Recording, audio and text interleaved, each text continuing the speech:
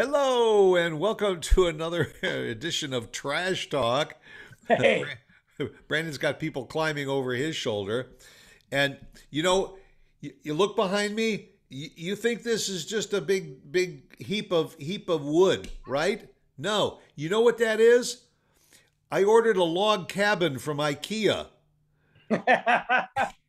and and they dropped it off at the house. And somewhere underneath that pile is the instruction sheet. I was wondering. Yeah, that's a do-it-yourself log cabin from IKEA. That's a pretty accurate description of what IKEA does. So I'm, and hey, you're on your own, man. I'm out. And as we established in an earlier show, you don't get any instructions. It's just pictures that says No, take this piece and put this piece together and whatever. exactly. Hey, I could send some of these guys over, and they could knock it out for you in a few minutes. You're right. Lupe.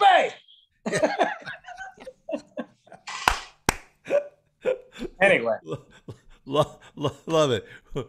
We as always, every week we start thinking about what can we talk about, and I was thinking about building a log cabin, and we were talking about building a fence and all that kind of stuff, and it got somewhere we got around to walls and fences, and so I mean it can be anything from just a wall to keep the dog in your backyard, right. which you can either pay somebody to do, which I highly recommend, or Yes. try to do it yourself. No. Did you ever have a dog or something that you built a fence to keep the dog in, but the dog Well, found a way to well, I dig had its a way out? dog, yeah. Okay, so I had a little dog. He was like a Shih Tzu mix. He was awesome. His name was Chewy. And when Luke was born, we had to get rid of him. That's a whole nother story. I'm not going to get into that. But he's living the good life now. I've seen pictures. He's living like a king, so it makes me feel better. But we had a fence that it was just the generic fence that when you get the house, they put it up. Nothing special, except for the one wall because the neighbors got a new one. So we got a nice wall. But the rest of the fence, like I swear to God, I could push it with my finger and that thing was going to explode. And the dog would burrow under it or get through. And I'd be out there, makeshifting it and putting it together because fences are outrageous. They're expensive. And one time, I could probably find the picture of it. I woke up one morning and we just had a big storm. The entire side of the fence was in the alleyway. Like just went. They're so expensive. Yeah, and I mean, we've had everything from chicken wire fences. Just Yep. put a couple of posts in there and put chicken wire to the hurricane or fences, the wire mesh type fences, wood fences. Everything. And if you've got an animal, especially a You gotta small have it. animal, they will find a way. I got a neighbor that's got a little dog that right underneath the door to the fence. It's already dug a little bit, and when you're walking down the alleyway, it sticks its nose out underneath the little opening, and then probably a month later, the dog's now is not only in the nose, but you can see the eyes, and it's just a matter of time when gonna that dog's gonna. Well, and you gotta have a fence. I mean, if you got kids, but even if you don't, like, so my parents in their subdivision, they're not allowed to have fences unless they have a pool, and it can only be around the pool. They're not allowed to have any other fences. And so it's kind of weird to me when I go out there and I look and I got this big yard and I'm like, man, like I could just run from one side of the yard all the way to the neighbor's yard. I'm not used to that because at least here in Texas, like you gotta have a fence, Yeah. you're required. And when I was growing up, we didn't construct fences. You put in hedges. Like You a know, natural you, border. you Yeah. yeah, you just put in some plants, and they would grow together, and they would form a wall that, unless you really wanted to scrape the crap out of your arms and legs, Yeah. you weren't going to go through that fence. So it became a border around your house. The only problem was that every year you have to get out there on a ladder and with the Trim 'em. trimmer and try and shape it and do that kind of stuff.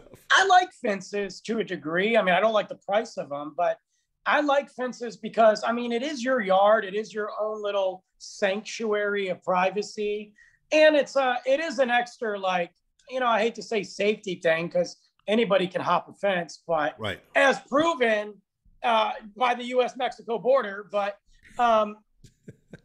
anybody can do that, but it is a privacy thing. Like if I'm going outside entertaining, hanging out, I don't need everybody just watching what I'm doing. It's nice to have that extra privacy sort of thing. Yeah. All right. So you touched on the border wall, and I always thought that was just so crazy funny. Number one, Mexico was going to pay for it. How did that work Right. out? But but to me, I just don't understand. You build a 30-foot wall, okay? Somebody's going to come along with a 31-foot ladder. Well, they don't even need a ladder. They're just climbing it. They're scaling it. Like, Yeah. and I'm going to try to not get serious. I did a podcast with my buddy David, and we really talked about the issue at the border, but I'm not going to do that here. But the bottom line is they just they either tunneled under it, they found a hole, or they scaled it. Like, I mean, give me a break. Like, I understand the idea of it because you can't just have it open, You're right. There were. I remember seeing pictures where the wall is being built along some canals. Yeah. What is a canal made of? Water. When you get a big heavy rainstorm or something, what does the water do? It washes away the dirt on the banks, and that exposes the fence. Now you've just created a great way to get underneath the fence. And you're right. The rungs in that fence, which by the way you can see through, is if you got a good pair of sneakers, man, you can climb up that fence. And I mean, they got literal video of dudes running down the hill from the other side and Spider-Maning their way up. And I'm like, yeah, what's that? Because then now you're paying extra guys to be there. And it's the 10th largest border between two countries in the world. So you need it. You have to have it. I don't necessarily know if it's for protection as much as it's just a dividing line. Yeah, I was thinking that they've got this reality TV show about the American Ninja.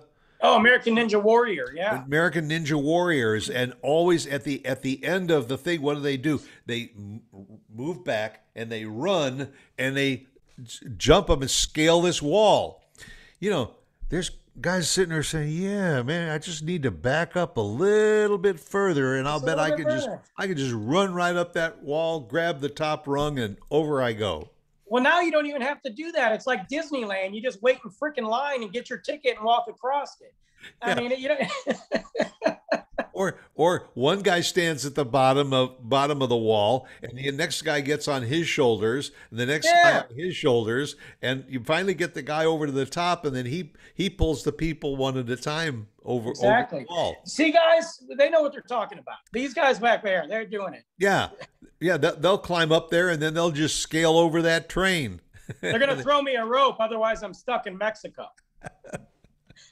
I think the Chinese probably are the ones that did it right. They built the Great Wall, and what was it? It was a great wall that, unless you were a real experienced, mountain face wall climber or something, it wasn't that easy to scale up a vertical wall. You had no footing. When you can see the wall from space. The Chinese did it right. I mean, granted, there's a ton of dead bodies in there, and unfortunately, they use slaves. But that wall's still standing. You know what I'm saying? Yeah. Like, well, not only that, but as some dude's trying to scale the wall, you can walk on the top of the wall, and all of a sudden, this guy's halfway up the wall, and you look over there and you say, "I don't think so." Yeah, just boom. Yeah, shoot an arrow down, pop it. There was a movie with Matt Damon. I think it was called The Wall or The Great Wall. And it explained the real reason why the wall was there. And it was to stop these ancient dragons from coming over. It's a cool movie because forget the dragon part, but it does give you like a history of the wall and why they built it. And then, of course, it goes off into this other story. But that's an amazing process to see. That's something that I don't think I'll be in China anytime soon, but that's something I would love to see. I think you're banned in China, aren't you? I'm soon to be banned in China. I'm working on it. I mean, North Korea for sure. Yeah, China's Cuba, next on my list. I think so. Cuba. Yeah, Cuba. Where someplace in Africa too, I think. Yeah, I've got some things coming up that'll probably ban me, so I'm looking forward to that. But I don't know. I mean, what do you? I don't know. What do you do in that situation though, with like walls and stuff? I mean, are they? What do you do? You know? Well, I mean, what you do is you get a fake ID to get through the wall too. That's true. You know, here's my pass. You know, or just come up and with a badge and say, yeah, I'm part of the border security. Open the and gate. Just cross over. Yeah, but you know, we were talking earlier about the wall along the Mexican border and how soft the soil is underneath. I mean, stop and think about it. That wall that they're putting up there, what kind of life expectancy do you give that wall? 20, 30, 40 years? The Great Wall was built how many centuries ago? Exactly. And it's still virtually impenetrable. Yeah. Back in, when was it, in the 70s or something? How long did it take them to get the Berlin Wall down? Oh, that's what I was going to say. I mean, yeah, look at the Berlin Wall. You know, they built that. That stood for decades and everything, and they literally took days and days and days once they decided that it could come down. For them to chip away at it, it was, about 18 feet thick or something? That's the thing. It's 2021, and we can't build a wall. With billions of dollars. Billions of dollars. And it's how 40 miles long, and we're up to like mile 16 or something. I know. I'm like, so now you have a half a wall. Yeah, right. Not even a half a wall. Yeah. So I don't bother climbing up that wall. I just walk down there a little bit and just go around it. You know. Yeah. I don't know. I've seen some fences around here, around some of these homes in Frisco that put the wall to shame, man. And I live in a neighborhood where every property has a wall, and they're mostly wood walls. Yeah. And fine, yeah, it keeps the kids and dogs in, and it keeps the other people out. But then again, every couple of years, you got to get out there with a couple of gallons of stain or paint or something to maintain it. So there's always that issue. And the old hurricane fence that you had, which was fine, but it wasn't private because you could see through them, the chain link fences. But I mean, they build fences out of anything. Well, yeah, you could back in the day, there wasn't so many regulations or HOA nonsense that you could build it. I mean, I get why they have it now because the fences do look nice, but those people that put up the fences love it because they just jack up the price. And if you get that extra privacy fence that's higher, forget it. You're paying through the roof. Yeah. And then I have a wall in front of my house because my house is on a little hill, and they make those out of stone. Nice. It looks great, except in year 3 or 4 or something, when all of a sudden there's cracks in between the stone. Now you got to get out there and try and repair that too. And some guy, I can do it. You got an extra $500-600? Right. We're just gonna see you out there just throwing rocks at it, you know. Yeah, yeah, and you realize that you also have these two big trees that are in the front yard, and one of the reasons that that wall is cracking is because the roots are growing toward the wall and pushing the Right. wall out. They're pushing yeah, that's the thing. And if those trees have been there for a while, those roots are, I mean, they're coming at you. So then you got the debate of, okay, how do I fix this? Or do I remove the tree? But I can't remove the tree. I don't want to remove the tree. Yeah, that's what we should do. We should have planted. I guess you can't really plant trees though along the border that are that big because of where it's at, right? I mean, I don't know. Oh, I think it was easier to climb a tree than it was to climb a wall. That's true. We all learned that as a kid. Yeah. I don't know. I think there's a lot of wasted money. I mean, to keep going back to the border, there's a lot of wasted money on that wall. And I know it's not cheap. We see the price tags. I mean, Mexico's not paying for it. No. It's mucho dinero. Instead of if people are just going to come over though, man, could they, instead of bringing guns and everything else, could they just bring me some good food?